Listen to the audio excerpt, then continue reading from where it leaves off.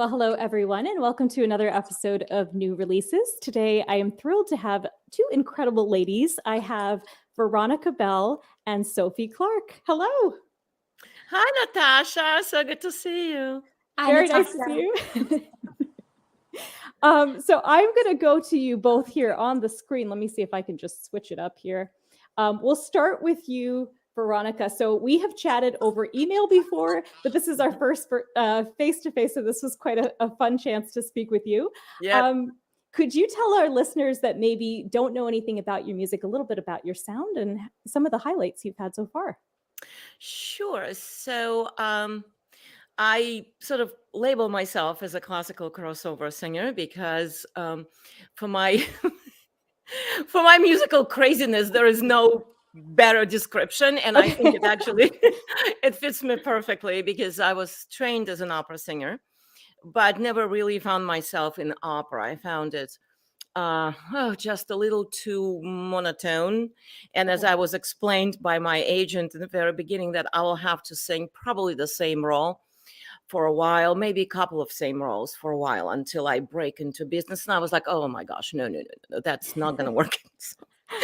So I stuck with opera for about 3 years, 4 years, but then just broke out as a concert soloist and never looked back, even though it's really a hard pass. As I was talking to my colleagues, and they say, my goodness, how do you make that? How do you make a living doing this? Because if you're a pop singer, it's already difficult. But if you're a classical crossover singer and a concert soloist, kind of freelancing, it's really hard. Yeah, it's hard. But I don't think I could do anything in life than this because it's just, you guys know, you singers, right? It's where the passion lies, and we can sacrifice a lot for the passion. So, yeah, I have a typical classical sound, but I sing a lot of different things, and at times can even fake maybe like a jazz standard or something like Nice. that. I say fake because I'm really not a jazz singer, but once in a while I break into something like this and have a lot of fun with that. So that's basically my story. And I record, I love studio. I do a lot of private concerts, which I also like. I actually love small audiences where I can see the people and interact with them, and they can ask me questions. Even sometimes I even do it in the middle of the concert. Like, what do you guys think? Should we do this or should we do that? So I really like being close to people and see the reaction and kind of read the room as I go along. And love the studio. It's just my perpetual playground. I love doing different voices. On my last record, by the way, hold on, which way is that? No, that way. Okay. Because my camera is a mirror image, and I can Same. Yeah, which way is that? On my last record, I even recorded the famous Chipmunk song, and nice. without speeding it up, I just sang, and that's really, really funny voice, and I love it. I do my own harmonies and just play to my heart's content. So that's my story. I'm having fun. I love that. Yes. That's really really cool, especially what you talked about interacting with the audience. And while we're here, we're trying something new. So we're just going to shout out to Santo, Tuomo, and Patrick and David who are watching. They just all said hello. Hi. So Sophie, we're going to go to you now. We've chatted with you before, and I just have to say, you are somebody, it seems like you continually keep going. There's a lot of people, I feel like, they're very active and then they go into these quiet periods, but you just seemed like you've been putting out new material and being in concert. So catch us up on what you've been doing since, I think over the summer was the last time we chatted. You've been to school now. Tell us what's going on. Yeah. Hello, everyone. Hope you're all well. So I've been up to all sorts of things. I've just started the second year of my master's, which is in classical singing and opera at the Royal Northern College of Music here in Manchester in the UK. I've been singing in various different concerts. I was telling Natasha I was recently doing some vocals with Russell Watson at a concert in the Bridgewater Hall, which was wonderful. So cool. I've just been the mezzo soloist in John Rutter's Feel the Spirit, which is a beautiful piece of music. If you haven't heard it, that's John Rutter's Feel the Spirit. Absolutely gorgeous. And I'm looking forward to being the alto soloist again this year in Handel's Messiah. So been doing all sorts of bits and bobs, really. Oh, that's so cool. I have to ask you both then. I'm assuming you both have been Messiah soloist a couple times. Is that correct? Yeah. A couple of times, yes. Yeah. Do you enjoy, I know that one gets done a lot, so some people, they're kind of like, they dread it a bit, but do you still enjoy doing the Messiah? I think it's so gorgeous. Absolutely. Totally. Yeah, as Veronica said, I think doing it to different audiences as well, to see their reaction and how they're involved with the story, a big or small audience, I think it's really, really special piece. Yes. I love that. It's a fantastic piece, but it's so challenging. It is. Technically, that you really have to, it's like for myself, I worked on it so long and so hard because before I actually started enjoying it, because all I was thinking is like, okay, I need to get these coloraturas very, very precisely. Yes. Orchestra is not going to wait for me, you know? It's not like I'm doing a recital with the piano, right? Yeah. You have to be on it. You have to be dead on. So that comes first. And then, yes, of course, the enjoyment of it. Incredible music, of course. Well, tell us a little bit about your releases. So Veronica, you have a full-length Christmas album, Into the Wonderland. I think I remember that correctly. Tell us a little bit when you started preparing and some of your ideas from this album that you're excited to share with the audience. Well, first, it actually turned out to be a double CD album because I love Christmas music. I'm quite a bit of a Christmas junkie. I just, you know, give me the lights and give me the shimmer and give me a little snow and that's it. I'm yours. So I absolutely love it. It was a long project. As a matter of fact, I lived Christmas for the last 2 years. Oh, wow. Okay. I know. And people complain that our store started playing Christmas music in August. And I was laughing. I was like, guys, I've been doing this for 2 straight years, winter and spring and summer.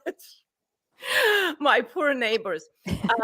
But I really love it. Just new ideas kept coming up.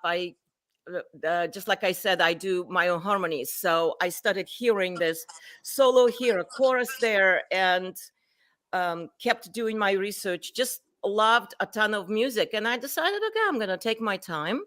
I'm going to record everything I want. And that's what ended up happening. I had also a wonderful friend, Jacob Nachman, who is a classically trained clarinet player, but he plays 7 different instruments. Oh, wow. And so he played clarinet and saxophone on this album.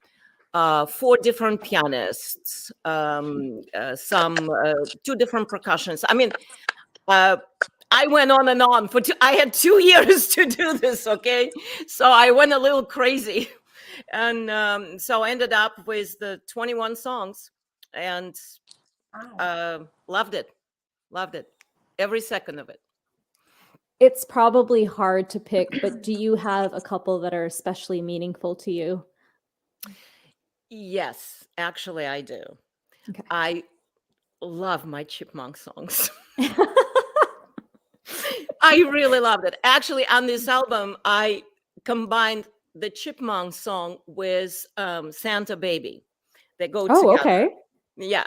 And I heard it in my head. I thought, okay, well, everybody's longing for something at Christmas. She wants this, the little chipmunks want that. So they kind of go nicely together. But I think the most, my favorite song is Winter Wonderland on this album. I didn't want to do it, and it was a suggestion of a friend, and then I found a guitar player, absolutely phenomenal jazz guitar player, and it fell together so fast. I think I did maybe 1 or 2 takes, and it was done. And then there is an improv a little jazz improv, it took me a week to figure out how to do it and what to do, because I'm not a jazz singer. Seriously, I spent 4, 5, 6 hours a day trying to figure out how to do jazz improvs, listening, learning. It was insane. It took me a week before I could actually do something that I thought wasn't too embarrassing to put on it. Okay.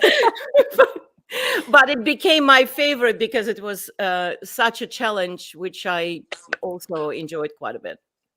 Oh, wow. I like it. So who were some of the people you were listening to for inspiration as you thought about improv and jazz? Ella.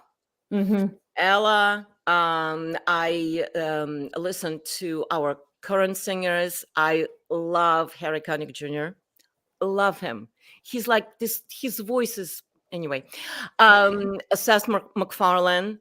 I listened to quite a few French singers. Again, even though they're not jazz, but I love the sound and the ease of it, and just this glamorous flair to French chanson. So yeah, I spent a lot of time listening, and I have to say I might sound old-fashioned, which I am, but I am absolutely in love with Ella, and I've always been. And she's one of my jazz goddesses, really. Oh, yeah. Incredible vocalist. Patrick commented for you. He said he can't wait to listen to the Chipmunks and Santa Baby. So I'm going to share my screen here for a second.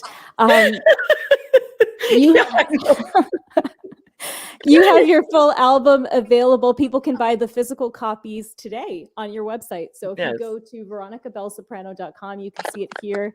Patrick, and download as well. You can do both of them. Perfect. Okay. So I'm looking forward to hearing that. Sophie, you chose to record Do You Hear What I Hear for a special charity. So tell us a little bit about what the song means to you and also the charity you chose. Sure. So as Natasha said, I've chosen to record Do You Hear What I Hear, which is originally by Gloria Shane and Noel Regney. It was written in 1962 and was originally released for the Cuban Missile Crisis. I just think it's a beautiful song. It was actually my mum's suggestion. She loves this song, so thank you, Mum. And now I've released it 60 years later, but this time in aid of Ukraine, Families for Ukraine. So by this history, that was my biggest inspiration. Also, in Europe, we have the Eurovision Song Contest every year, and it was supposed to be held in Ukraine. However, they're holding it in the UK this year instead, and my home city, Liverpool, has been selected. So that was another inspiration of mine to, because Liverpool is holding this competition essentially on behalf of Ukraine, and I just think it's so important to reflect and remember and to help those that are displaced this Christmas time. That's really beautiful. Yes. Natasha, may I just say one little thing? Yeah. And Sophie, you just reminded me, and I totally spaced out on this. Thank you for saying that about the Ukraine, because well, I am part Ukrainian along with other things, and on this album, the other way, yes. On this album, I did something that I wanted to do for a very long time. The song you probably all know, Carol of the Bells. Yeah. And so I recorded multi-track, and like 50 tracks, chorus, and I included part of it in Ukrainian language, just to sort of pay homage to my distant heritage. And it's just a really heartbreaking what's going on. And Sophie, thank you for bringing it up. Yeah, no, it's a wonderful charity you chose, Sophie. Tuomo, thank you for helping. And I'm going to share. I keep forgetting which buttons to press, so I'm sorry. But you are the first track on our Classical Crossover Discovery playlist. So guys, definitely stream this and support this wonderful track that Sophie has done. And it's also available as a CD as well. It is on your website. Yeah, which on my website, or send me a message or anyway, and all the proceeds go to Ukraine. Oh, wonderful. Thank you so much for doing that. That's fantastic. So you guys have shared a little bit now about the songs, about what they meant to you. Can you share a little bit about your collaborators who helped to make the album? Do you want to go first, Veronica, or do you want me to? Go, Sophie. Oh, guys, can I ask a question? Yeah. Sophie, Yes. I love the idea of donating your music to the charity. Can I do that too? Yeah, I think. Yeah. Anybody can, of course. Could you maybe, I don't know, email me or text me the name? I'm going to look it up because I would love, I did a few concerts for the Ukrainian refugees, but, there's only that much we can do from here, but I would like to do everything I can. I would like to donate as well. Exactly, because it just kind of all just felt right. I was singing in a concert in Chester in the UK, in a concert for Ukraine. And in the half time, that's when we found out that Liverpool, my hometown, will be hosting Eurovision for Ukraine. And I had this idea of the song, and my mum was like, I think it just makes sense. I think it's it's just right. And I think, as you say, it's such an important thing to think about at this Christmas and beyond, not just Christmas, and in the future as well. Absolutely. I would love to contribute as well. That's a phenomenal idea. Thank you, Sophie. Thank really. No, that's the great thing about music, is how not only lifting spirits, but you guys are using it for monetary contributions as well. Absolutely. So, Sophie, tell us about some of your collaborators. Are you doing this still from home? Are you going into studio now? What's happening? Yes, sure. So I did this in a studio in Manchester called Hope Mill Recording Studios, which is fabulous. I worked with a lovely engineer called Henry on the track, and also recorded some other things for next year, exciting things. And also she's actually my housemate. But she's a fabulous photographer, took the photo for me, and she's also made the music video, which will be coming out on the 1st of December. Oh, that's exciting. So that's on your YouTube channel. You're going to premiere it? So that will be premiered on 1st of December. But yeah, did I say September? I meant December, 1st of December. I might have said September. Oh, did I? Oh, good. Maybe you said September, but we all heard December. Because but yes, that was my my housemate. She's called Priscilla Fong, and she's just incredible. She's actually a musician, a singer, and a pianist, but she's also very good with a camera too. So that is quite multiple lucky talents. to have, right? Yeah, that picture is so beautiful and so warm. I just love it. Thank you. Yeah, it's very beautiful. And Veronica, would you mind sharing a little bit? I know you mentioned some pianist friends that you had in your recordings. Share a little bit about. Yes. I have. Well, I already mentioned Jacob Nachman, who's one of the most incredible musicians I worked with. He's so versatile in his styles, and he plays a bunch of different instruments, including the piano. He didn't play it on the album, but he plays piano beautifully. And just such a warm, kind human being, and so easy to work with. It's just, we didn't have one conflict throughout the entire 2-year craziness, Christmas craziness. I also worked with an incredible jazz pianist. I mean, seriously, jazz pianist. His name is Sergei Chapenko. I just met him very recently, and he recorded 3 tracks for this album. I worked with a phenomenal pianist, Kevin Tokars. He lives in Palm Springs, so we worked remotely. But he played most of my tracks, actually, on this album. And I don't know how, but he was able to totally read my mind. Like, I would describe something. It was like, okay, got it. And it would come out. I don't know. The guy just knows what he's doing. Paul Moser, who is also my recording engineer, some of the songs, he plays guitar and bass and percussion on this album. My son, who is also recording engineer, he did the digital orchestra for this album. Nice. Yeah, I know. That was a fun collaboration. He's this young mad genius, who does a lot of different things, including what I asked him to do. And also another pianist, celebrity accompanist, and an incredible Broadway pianist, Greg Schreiner, who lives close by. He collaborated with me, and we also worked beautifully together. He's kind of also a little bit of a mad genius in that sense. And the last but not the least, my recording engineer and the producer, Andranik Morodian, who's he's a great, absolutely. It's insane when I sing something and I stop and I'm like, I don't think that. He's like, I got you. I got you. Before I finish the sentence, he already knows what I want and what we're gonna do next. So that was fun. I recorded some of it at home and some in the studio, and then we combined it all, mastered in the studio, because I didn't want to, but it was still COVID. It was still difficult. So Yeah. we did it and combined all of our magic on all sides and put it together. But just like I said, I had 2 years to do it. So, yeah, I had the luxury of time. Well, but I mean, I think sometimes, it depends on the project, right? Sometimes you just have to get in and out. But sometimes I think taking the time actually ends up being better.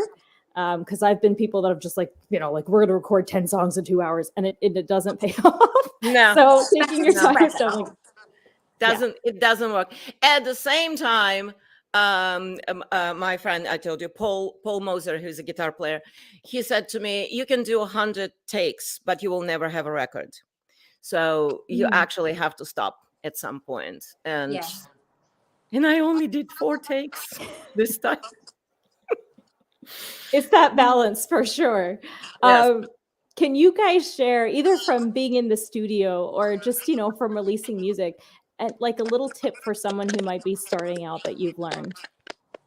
Yeah, for sure. I think it's just to, as Veronica said, normally the first take or second take is the take, and don't be too bogged down about, or like too frustrated with how you might sound if you don't feel you're sounding the correct way, because the magic happens when you just sing and enjoy yourself, because that's what we do it for, because we love it. And just sing your heart out and pick a song that you really believe that you can portray a good message with that song.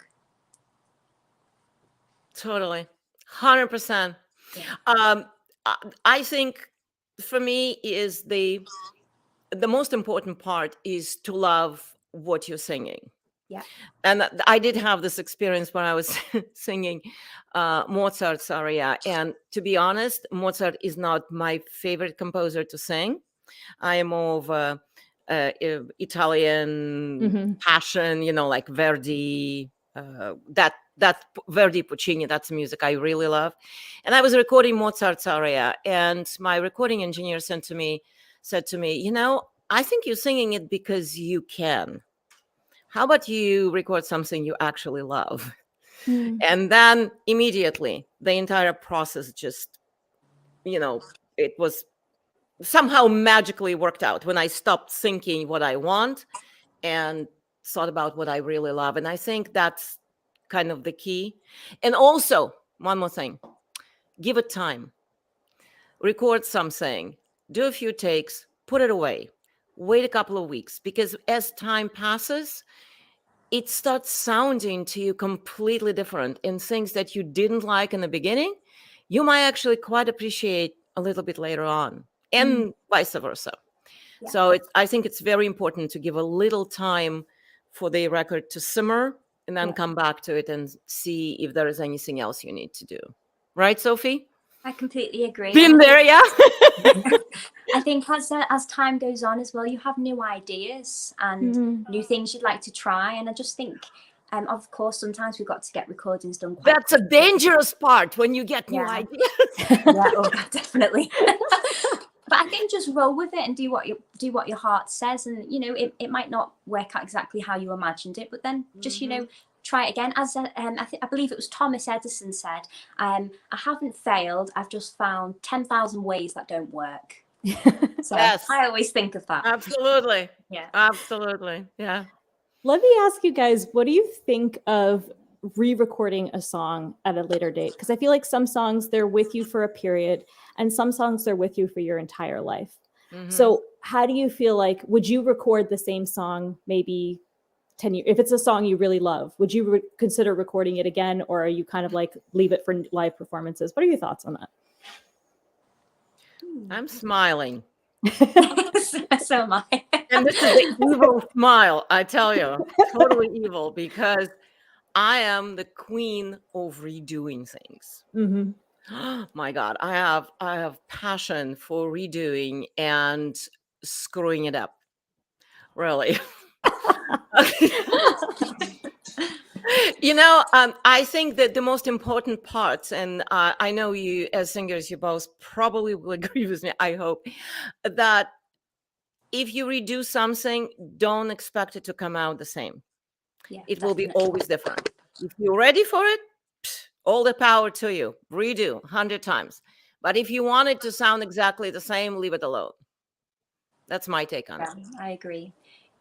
Yeah, I think if you believe that your voice has developed or changed, or you've got a brand new idea that you want to try, I think definitely have a re-record. But if, as Veronica says, if it's you're trying to replicate the same thing, I think that's almost impossible to achieve, because everything should be organic and, come from the heart, I think.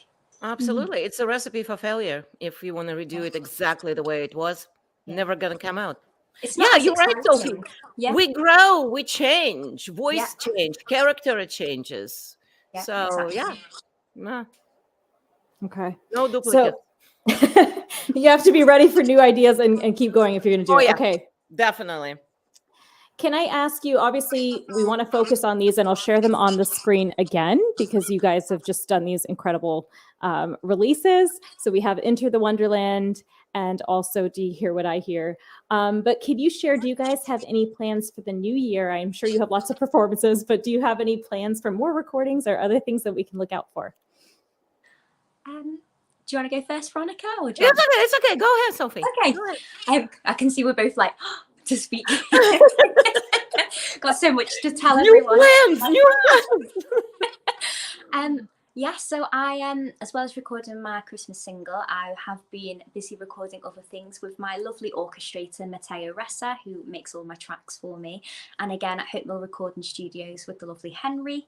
I'm recording, well, I have recorded near enough everything for a new album which will be coming out just before Easter. I'll be releasing a couple of singles from the album in the lead up to the album, and yes, I think that's all I can say for now about that. But yes, very exciting. That is exciting. A full length. I think we've had the Christmas EP, the Christmas album from you, but I think this will be your second full length. Is that correct? Yes, my first one that's non-Christmas, but my second CD. Yes. Got it. Well, we'll be looking forward to that. Thank you. Yeah. Well, new plans. Okay. So, oh my gosh, where do I begin? Seriously, my brain just goes crazy when somebody says new plans, because I have more of them than I have literally the length of my life. I could probably go on for 100 years.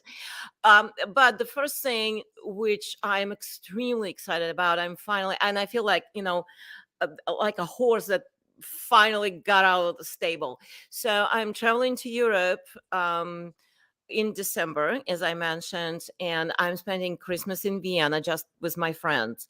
But then for New Year's, I'm going to Paris, when I'm actually going to have a concert, which I'm extremely excited about. It came together at the last moment, and it's a private concert, but I will be singing the most gorgeous music, among others, Mozart's Laudate Dominum, which I just absolutely passionately love. So that will be great. I have two concerts, one in spring and one in early summer back here in LA. And then, yes, oh, Natasha, you're going to laugh at this one. Remember, we talked about that classical album that I recorded where I sang like male and female Yep. arias, okay? And I got my title I'm very proud about, the Antichrist of Opera. Well, I figured, why not continue? So I'm going to be recording, hopefully I will be done. That's my deadline. The Valentine's Day 2024. So I'm giving myself a year to do this. And I'm recording arias from different operas. And from each opera, I choose one female aria and one male. So I'm combining them on the same album, and we'll see what happens. So maybe maybe I'll even title it Antichrist of Opera. I don't know. I love though when that happens, when you have like, because I think in opera I love it, but there is kind of like, you cannot do this song. Like people still get upset when people do Ness and Dorm, and I'm like, it's been years, like it's not a big deal anymore. Yes, calm down, people. Get over it. Yes. It's, you know, it's so tightly held on to these songs, but I just think whenever you hear the opposite voice doing it, they bring something new to it. I mean, it's very exciting for the listener to hear that. Definitely. Let's hope so. Not everyone is a fan of this kind of things, and I never advocate for women to start playing male roles in operas. I'm not that much out there, you know. Someday. Yeah, well, actually, it already has happened. I don't know. Nice, okay. Yeah, in Chicago Opera, there was a famous mezzo soprano who sang a part of Don Jose in Carmen. Okay. Yes, I can't quite figure out how I feel about it. I don't know yet. I'll make up my mind. But I love taking things out of context and like combining them, really weird things, combining them in one concert on one record. So I figured, why not continue along the same lines? Oh, I'll be doing it again, Natasha. I'll be doing it again. I'm incurable. You'll be causing trouble, Veronica. We love it. Hey, I dyed my hair red. There you go. There. All right, ladies, I'm going to ask you a couple fast questions. Well, hopefully fast. And this first one may be not the best one for singers, but when do you start listening to Christmas music in the year? As soon as Halloween is over with. Okay. What she said. Sometimes in the summer, but I don't admit to that. What she said. Do you guys have a favorite Christmas food? Stuffing. Ooh. Definitely stuffing. Apple pie. Ooh, yes. Anything pie. How about presents? Do you guys get them in advance, like you're very thoughtful about it, or are you kind of rushing at the last minute to grab presents? Sophie? I think it depends, but a lot of the time I like to get experiences for like the family. So it might be something like I don't know, like a trip or a theatre show or something. But I think I'm pretty organized. I like to think I'm organised. I might not be as organised as other people. All year long. Okay. So that's good. You're picking up stuff through over the year whenever it reminds you of somebody. You should see like the bottom of my closet in November. Okay. It's not even funny. But yes, I shop for Christmas presents literally all year long because I'm thinking, oh, this would be good for this person. This would be great for this person. But then I don't want to give it to them right now because it's so Christmas. Yep. And then I have like piles and piles and piles and piles of boxes. Yeah. Okay. Do you guys wrap gifts or do you put them like in a bag? Both, actually. I normally wrap it and then put it in a bag with a little bit of like nice fancy tissue paper. But I wrap everyone's presents, so all presents for like my mum's friends, like all that kind of thing. So I'm just used to wrapping a lot. I wrap all my nephew's presents. You know, I mean, Santa does, but wrapping. Yeah. Definitely wrapping. And you know, I have a lot of I have a lot of Jewish friends. I have a lot of Christian friends. I have a lot of agnostic friends. So all of them are getting different paper. I love it. So yeah. Yeah. A lot of money goes into just wrapping paper for everyone. I like to use if I have old pieces of sheet music, I will wrap presents in music paper as well, and everyone always thinks, wow, that looks so like nice. And it's also recycling as well, so I tend to use that a lot. I like that idea. Yeah, I used to do maps, old maps, but That's cool. I ran out of them. Now, okay, that question just went right out of my head. It was there and now it's gone. So I'm going to ask you a different one. Do you have a favorite Christmas tradition, both of you? We've got like this little Santa, and it has like things that you pull out, and he falls further down the chimney. So we've had that since I was tiny, and I used to love pulling it out, and now I do it with my nephew. He's 8 now, and he loves pulling it out every day. You pull out another stick, and he goes further down the chimney. Oh, like an advent calendar. Yeah, like an advent calendar. Yeah, it's so cute. Really old fashioned, but it's really cool. That is adorable. I love it. I don't have any specifically Christmas traditions. The only thing is that I start decorating the front yard as soon as I am done digesting the turkey from Thanksgiving, and I can move actually. So I start decorating, and then I don't take the decorations down until all the neighborhood cats start laughing at me, because it's like the end of January, and I'm still thinking, oh, is there anyone else in the neighborhood got any lights? So I wouldn't look like an idiot, but usually I'm the only one on the block. So then I, grudgingly take them down, but I love the lights. Yeah. That's the only thing I can think of. Other than that, no, I'm totally random. Okay. Well, I love hearing about everyone's different Christmas. What a treat to chat with you both. I'm going to share your releases one more time on the screen here. Do you hear what I hear? And Into the Wonderland.